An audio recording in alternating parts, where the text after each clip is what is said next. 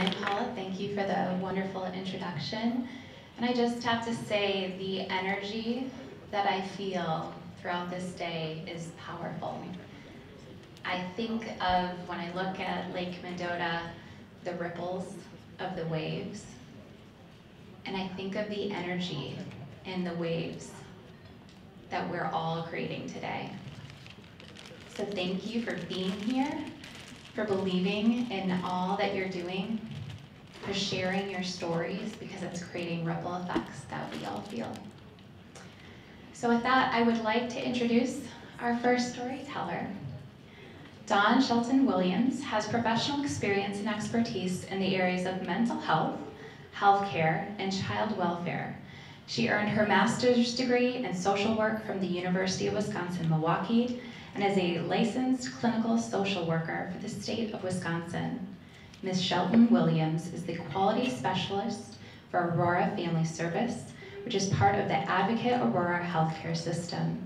She manages the agency's quality program and its Wisconsin Well Woman program, Social Work Navigation. Thank you.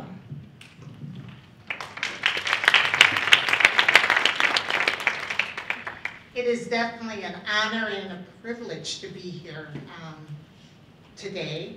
And I am really, my heart is full from actually hearing all the personal stories this morning and the call of action that we will have based upon what we have shared and listened to today. So I am going to talk about using data to reduce breast cancer disparities. This is the Reducing Breast Cancers Disparities, also known as RBCD, collaborative project. So when we think about data and personal stories, the combination of both of them are powerful catalysts for change. When we think about our state of Wisconsin and around the breast cancer disparities, we know that breast cancer disparities continue to persist between Black and white cisgender women in Wisconsin. The breast cancer mortality for white women has decreased since 1995. However, the mortality rate for Black women has held steady. Something to think about. Black women are disproportionately diagnosed with breast cancer at later stages, and Black women are disproportionately diagnosed with breast cancer at earlier ages. So as an answer to this came the Reducing Breast Cancers Disparities Collaborative. And this is just our disparities statement. I'm going to provide a little bit more history about the project and what we're working on and where we're going towards for the future. So the goal of RBCD is to use data, strengthen partnerships. And this is a really key and important thing about this collaborative, the partnerships. It includes survivors, community partners, and providers. And we're looking to use data-driven and sustainable evidence-based initiatives to eliminate the disparities that we're seeing in breast cancer. So here are the outcomes for the project. It's to increase Wisconsin's capacity to use data and power strategies to reduce cancer disparities and disparities in mortality rates. We want to improve the use of cancer data and evidence-based strategies to address cancer disparities and disparities in mortality rates. And then we also want to create data products for the community. The RBCD Learning Collaborative came about and was sponsored by Wisconsin Well Woman Program, Gail Johnson, Director, who has been doing this work for a long time, fighting the fight. The National Association of Chronic Disease Directors, Association of State and Territorial Health Officials, and the Centers for Disease Control and Prevention. So how did the project get started? How did this collaborative effort start? It started from hearing from the community. In August 15, 2019, right before pandemic, there was a meeting in Milwaukee that included the community, survivors, their families, as well as community-based organizers, healthcare providers. I think we even had teachers, just an array of people.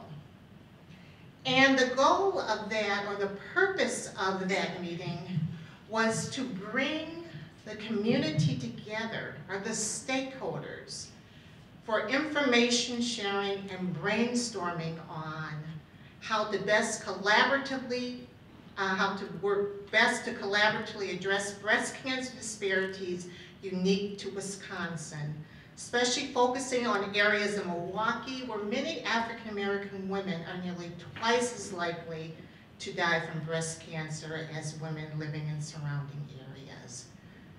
So there were different perspectives shared, and out of that we heard the voices of clinical people as well as non-clinical people. And this is just some of the voices heard. And just to kind of summarize in regards to those voices, questions were, who should be at the table? Are we all represented to give a perspective? Whose voices are missing?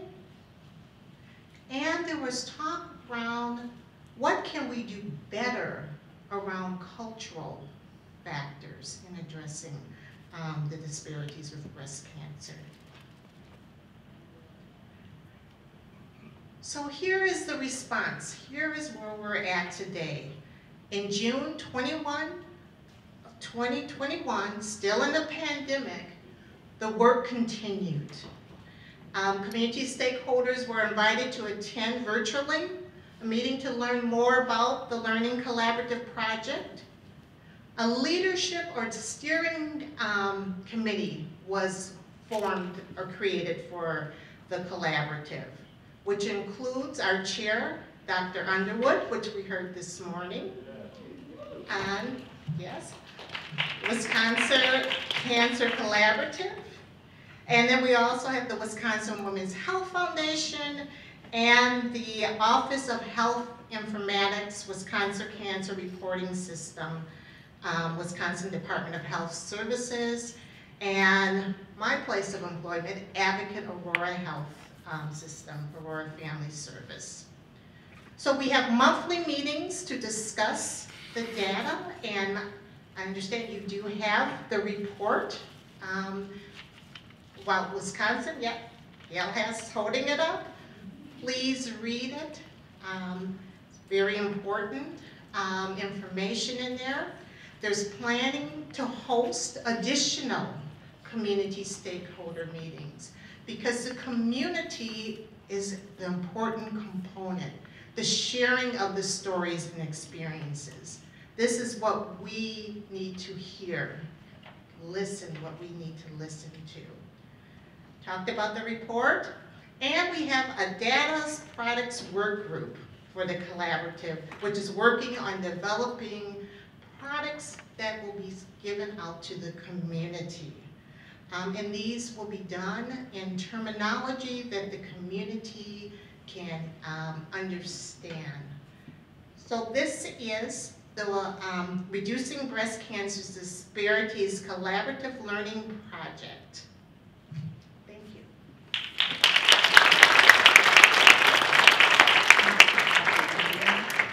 Thank you, Dawn. Next we have Mike Lawler. And if any of you were here last night, please raise your hands for the amazing, amazing performance that we witnessed. It was incredibly powerful. So Mike is a cancer graduate, is a nonprofit manager, fundraiser, theater maker, and writer, originally from Long Beach, California. He co-founded Wisconsin Story Project in 2008 to create works that centered on verbatim use of oral history to creatively share the stories of Wisconsin communities. Thank you, Mike.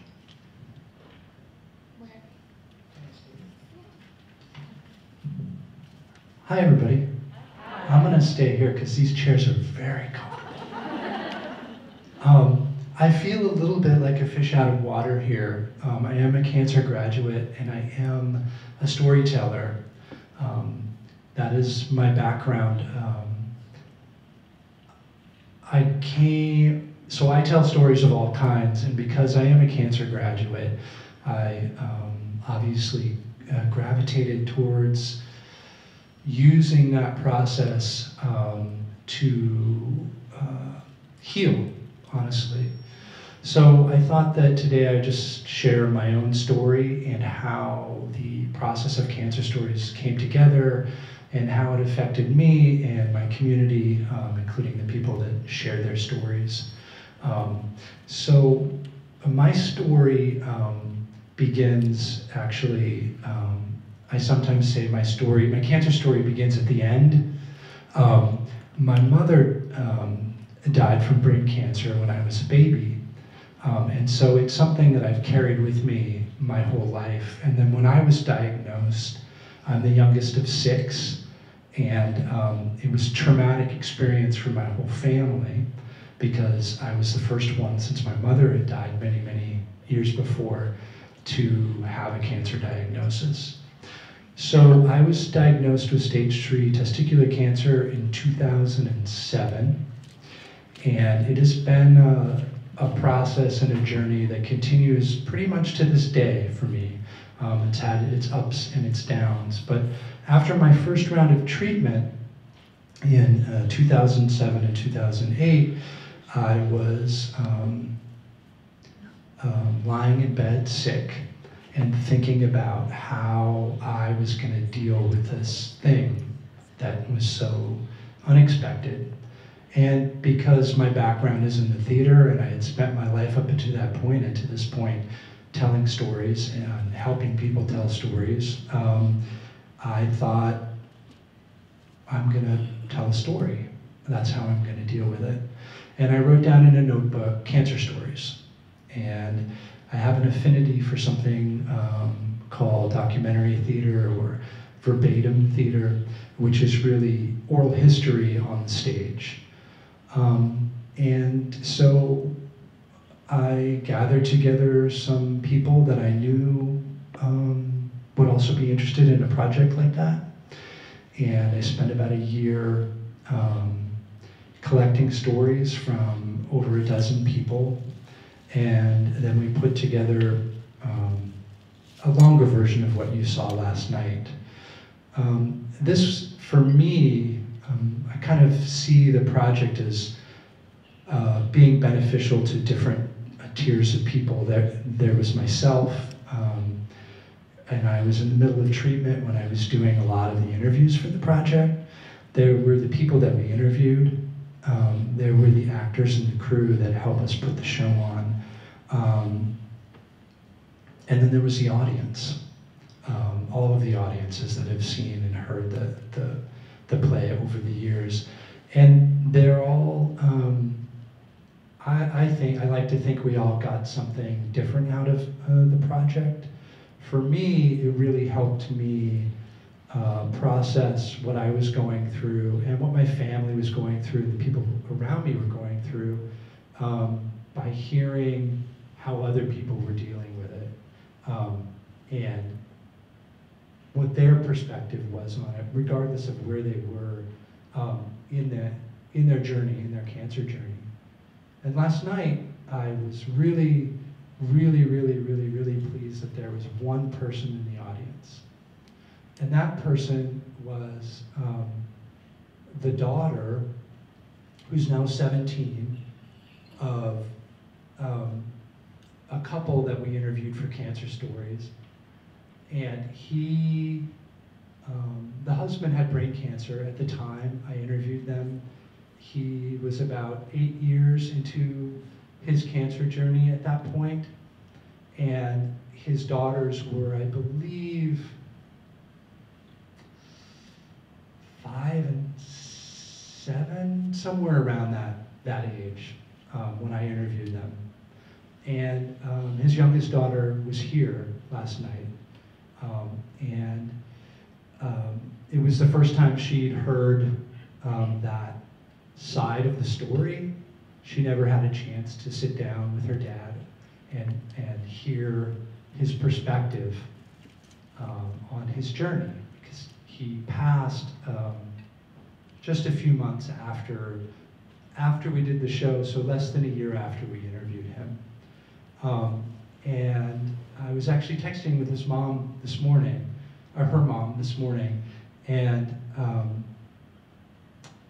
she was very grateful and learned about her dad, and it sparked conversations with her mom that they'd never been able to have before about him and about things that she didn't know about him. And I think that was a perfect example of why I did that work and why I do other projects that don't have anything to do with cancer, but also are about people's stories and their experiences in times of hardship or struggle or even great success. Because listening to stories, it gives us all the ability to relate to one another and to put ourselves in other people's shoes. And I think that's obviously critical to us all getting along, to have empathy for one another. One thing that I did want to share also is I have a complicated relationship with the word stories and storytelling. Somebody who's trained in telling stories, have a very clear idea of what a story is. And one thing I do want to say is, I think it's really important that we make a distinction between personal narrative and what a story is. And the reason I bring that up is because I do think that one of the more powerful things of a work like Cancer Stories is that you're drawing from a personal narrative, but you're not just regurgitating, for lack of a better word, only that personal narrative. You're using part of the tricks of the trade to make sure that people hear the story. And I do think that's an important thing to remember when we talk about stories and storytelling, is if you really want people to hear the stories, your story, other people's stories in your community, think about how they're being shared. It's very powerful to sit down with a person individually or in a small group and listen to them tell their story, whether it's about cancer or anything else, and that's for sure. But the delivery is really, really important, because you want to make sure that people hear these stories so that they make the biggest, strongest impact that they can.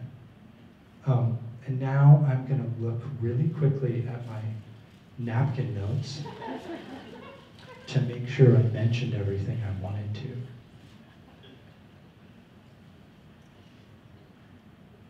I think I'm good. Thank you.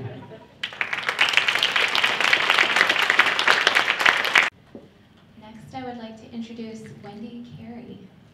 Wendy Carey is the camp director for Joshua's Camp. Joshua's Camp was founded in 2012 by John and Kathy Finney, to provide a place where families who have a child battling cancer can come and forget about their day-to-day worries and be a family again. Camp attendees enjoy 4 fun-filled days at Metropolis Resorts, where everything is provided, including lodging, meals, entertainment, counseling, and lots of family fun, all while meeting other families on a similar journey. Welcome, Wendy. Good afternoon. Thank you. I sit on this panel for a little bit different reason. I am not a cancer survivor. However, I'm the mom of a cancer survivor. I'm going to share my story with you. My daughter Katie was diagnosed with osteosarcoma, a rare form of bone cancer, in 2006 when she was just 11. The tumor was located in her left tibia just below the knee. I can remember when we told her about her cancer diagnosis, the first thing she asked was, "Am I going to lose my hair?" She underwent a 14-hour major limb salvage surgery where they removed her left knee and most of her left tibia, which was replaced with metal prosthesis and donor bone. I remember her telling me prior to the surgery, "I don't want to wake up and not have my leg." After her surgery, she endured many months of chemotherapy, only to have it metastasize to her lung a year later, which meant more surgery, a right lung resection, and more chemo. Overall, we spent 2 years in Marshfield as she underwent surgeries, treatment, and inpatient hospital stays due to side effects of chemotherapy. I am very happy and proud to say that Katie is a survivor. She is now 27.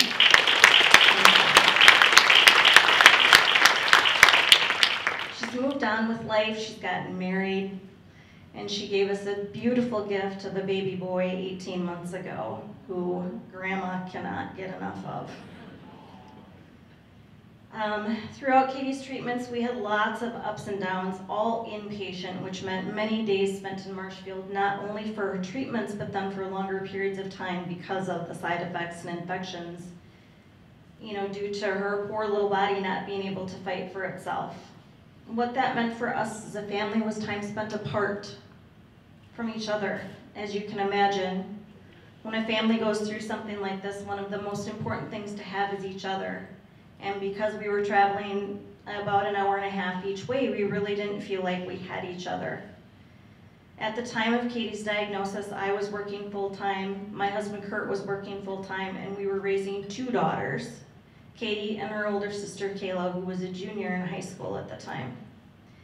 We decided almost immediately that I would be the parent to travel with Katie to Marshfield and Kurt would stay home with Kayla. It made for a very lonely time for all of us. I can remember many days of missing home, missing my husband and my daughter, my other daughter, but just pushing on until we could get home to spend time together. Having a child with cancer is hard on the whole family and means a lot of separation and loneliness. In many ways, Katie's cancer diagnosis was harder on our older daughter, Kayla, than it was on the rest of us. There is a lot of attention, obviously, on the cancer child, but where does that leave the siblings? Kayla turned to a rough crowd. School was hard on her. She dropped out of public school, enrolled in an alternative school, and had a baby at 18. She just got lost in the shuffle. I think more than anything during this time, we all just needed connections. Connections to other families going through what we were going through. Connections that in the hospital or clinic environment don't necessarily happen. I remember sitting in Katie's hospital room, wishing we could connect with other families like ours. We had great friends, family, and community who supported us through all of it, but I just really wanted someone I could talk to that was going through the same thing I was. Another mom that I could make a connection with and talk about all of the hard stuff that only she could understand. A few years after Katie finished her treatment, she was speaking at a cancer event, and we were approached by a man named Pete Holm, who asked if we had heard about Joshua's camp, a local nonprofit that was just getting started for families who have a child going through cancer treatment. He suggested we check it out. A few months later, 2 more people mentioned the same program to me. Was this a sign? I thought. I decided to reach out to John and Kathy, who are the founders of Joshua's Camp. John and Kathy Finney came to my office for what I thought would be a brief 20-minute meeting. And after 2 hours, we were crying, laughing, and I knew I wanted to be a part of this amazing program. John and Kathy did not have a cancer child, but spent many years volunteering at different cancer camps like Give Kids the World in Florida and Camp Sunshine in Warrens, Wisconsin, where they were touched by the time they spent with the cancer families at those camps. So they decided to start their own program. During one of the many planning visits to the Metropolis Resort, they met Pete home. Pete shared his story with John and Kathy about the young son he had lost in 2008 to a rare form of liver cancer. His son's name was Joshua, and one of Joshua's wishes was to start a camp where families could come and just be a family again. John and Kathy were touched by his story and knew immediately that they had a name for their camp. After my short meeting with John and Kathy, they asked my daughter Katie to speak at their first fundraiser dinner, and I was hooked. I volunteered at the next program and became the volunteer coordinator in 2012. John asked me to serve on the board of directors shortly thereafter. Sadly, in 2015, after his own long battle with cancer, we lost our beloved director, John. I was approached a year later by Kathy and our board of directors to assist with the day-to-day operations of Joshua's Camp. I was shocked, excited, scared, all of the emotions, but couldn't help but think, is this my why?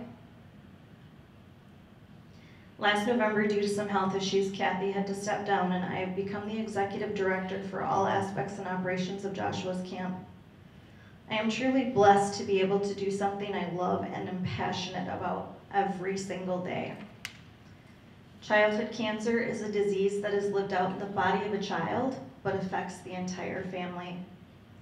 At Joshua's Camp, we focus on the family and try to help them to forget about the day-to-day worries of childhood cancer, just be a family and have a few days of fun while meeting and bonding with other families going through similar experiences.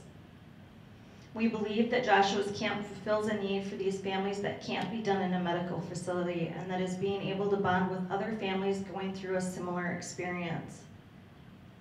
A typical program is 4 days at the Metropolis Resort, where all lodging, meals, activities are completely free for the families.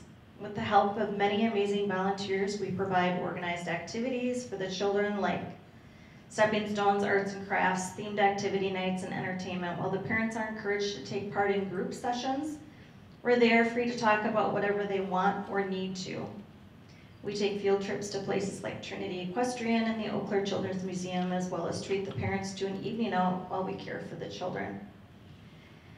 A quote from one of our families reads, "It may seem odd, but it has done our children a lot of good to be around other families that have gone through or are going through the same things. It is amazing how just being around other families really normalizes the experience for them. It is amazing the power of knowing that you are not alone." We hold two programs a year. We're approaching our 20th program next spring. We also have an annual family reunion picnic, Christmas in July, we have Santa come. We try to focus on fun. In closing, I would like to share a quote from Dr. Seuss that I feel very fitting to my personal situation. "Life is too short to wake up in the morning with regrets, so love the people who treat you right, forgive the ones who don't, and believe that everything happens for a reason. If you get the chance, take it. If it changes your life, let it. Nobody said it would be easy, they just promised it would be worth it."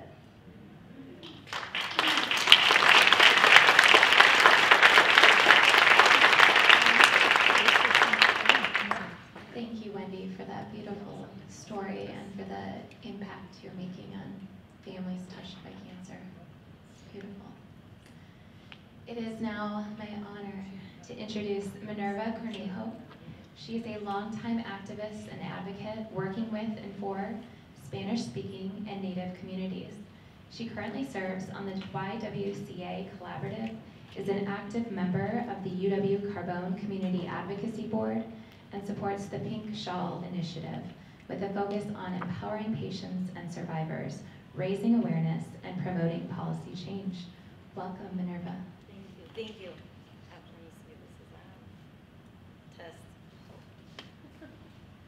Hello. My name's Minerva, and I think my story is gonna be, how can I say it? I'm gonna speak from the heart. Usually I, develop something and I write, but today I'm gonna just speak and let whatever come out.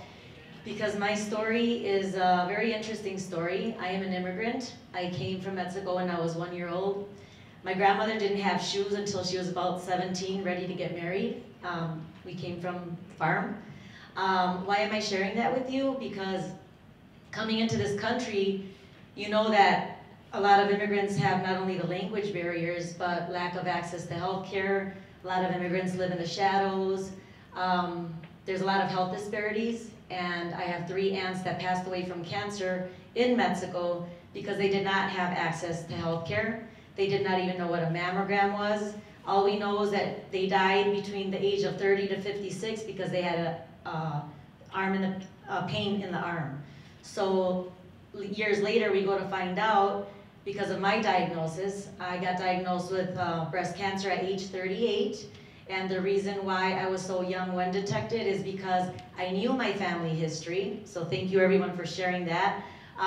Because of my family history, I went to a doctor that took it seriously. I had my mammogram at age 37.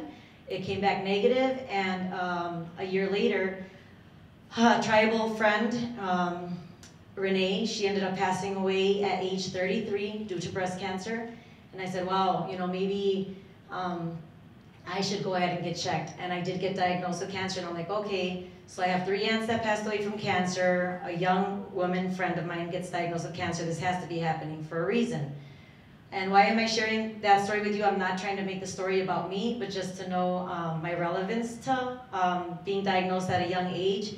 And then I felt a responsibility because of my aunts having been passed away to not only bring this information out as an advocate, but also raise awareness in the communities, and especially in the communities that are affected with the disparities. So with that being said, I ended up getting really involved, and I think sometimes things come around full circle. Thanks to Charlene, I ended up becoming involved with Coleman. This was 11 years ago, because her daughter says, you know what, you're going through breast cancer, you're really positive, you should really get involved. And I'm like, let me take care of business right here. I had over 7 surgeries, I'm BRCA positive. I mean, I don't need to tell you everything, but I got really put through the ringer. That's what my doctor said. And needless to say, after I was diagnosed and I had all these situations happening, from bilateral mastectomy, I ended up with a bleeding disorder called von Willebrand, so my surgeries were pretty much entailed. My doctor went on vacation with my reconstruction, so I ended up having to lose a breast that didn't have cancer due to falling through the cracks. So with that being said, I'm like, wow, this has to be happening for a reason. So a couple years later, I end up working at ABCD after breast cancer diagnosis, and I end up talking to hundreds of women and men after they get their diagnosis or support a loved one. And I'm like, these are really heavy stories. Like, I'm wondering why I am the one that's actually hearing this. And I believe that I have a responsibility to advocate for the real stories that are happening, because a lot of people don't have access to health care. A lot of the real issues that people need is financial assistance, because they get connected to resources where maybe it's an answering machine, or maybe it's an organization that's gonna connect them with a basket. What people really need is financial support as they're going through it, and the reality is there's not much of it, and I have a lot of family members that died of either cancer, diabetes, we'll go into that in a minute, and what they didn't have was transportation. I ended up becoming their driver. So with that being said, I think that there should be programs that are developed that really take into account the necessity of what's really happening inside the communities. If there's no resources and we're that bridge, let's not burn those bridges.